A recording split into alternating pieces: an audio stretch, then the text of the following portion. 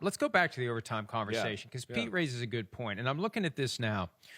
When you choose to receive, okay, the analysis that I saw 2 years ago was before they tweaked the kickoff rules to the point where you now get the ball at the 35 on a touchback. We've got the new, they used to call it dynamic kickoff formation, but you're in a better position to get the ball in a good spot to start a drive. And the Rams ended up, now they only had it on their 27 after the kickoff, so that's a win. Anytime I believe you keep the team from getting to the 30, given the new kickoff rules, that's a win because you kick it into the end zone, it's 35, you screw up and you don't get it into the landing zone, you kick it out of bounds, it's a 40. If you can keep them inside the 30, that's good. The Rams started at the 27, but hell of a punt.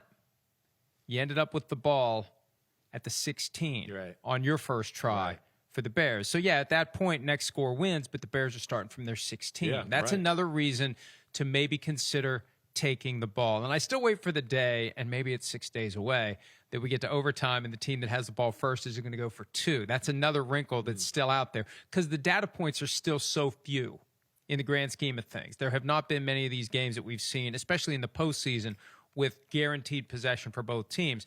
But it still felt like they were going to pull it off. They went from their own 16 to the Rams 48, and it felt like they were going to get in field goal range. They were going to get the win, or at least get the opportunity to try the field goal and see if they could get the win. And it was just a stunning end on that one play, that one moment where just when it felt like they were ready to take it, it flipped, and then that was that. Well, if I was a Bears fan, I would, number one, I'd feel like I had the crap beat out of me last night watching that game, but I would be beside myself going back looking at that play. Like, why did we throw that ball? Why did we call that play in that spot when we were moving the ball methodically? We had gotten from our 16 to their 48. Let's just keep grinding it out. Yeah, no, it's going to be a tough one to swallow, certainly. But I think it's in line with what they had done all year. You're right. They were kind of moving the ball and being surgical there.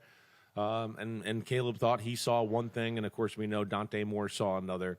I don't have no problem with them kicking the ball, though, as a start overtime. There's certainly nothing there. I mean, again, I can understand them kicking the ball off. We always talk about this. One, if Matthew Stafford and the Rams go down, now you know what you need, and now fourth down is available for you, and that's a great advantage to have, having the ball second.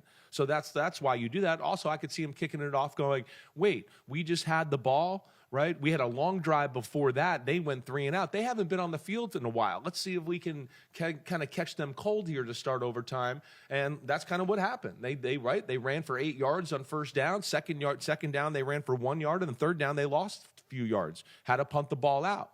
So from all of that, that seemed like the right decision. Now, what you get into and like what you're talking about too, I think, and what Bears fans, and at least for me, for being Johnny football and being around it my whole life, this is where you talk about playoff football, learning how to win.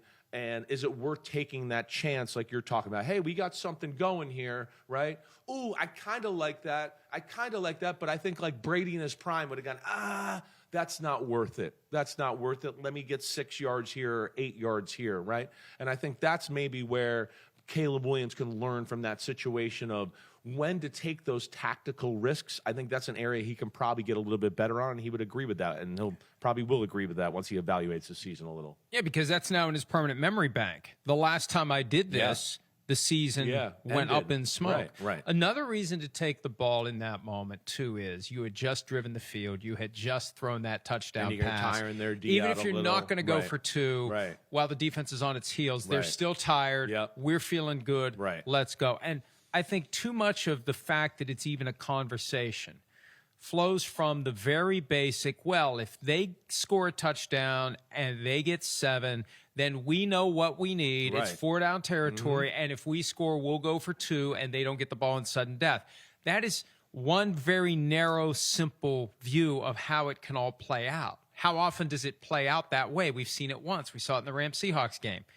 Week 16, Thursday night, 7, 8, game over. They don't get the ball for the chance at sudden death. But it's rarely going to play out that way. There's a lot of other little permutations where you could make the argument, I just want the ball first.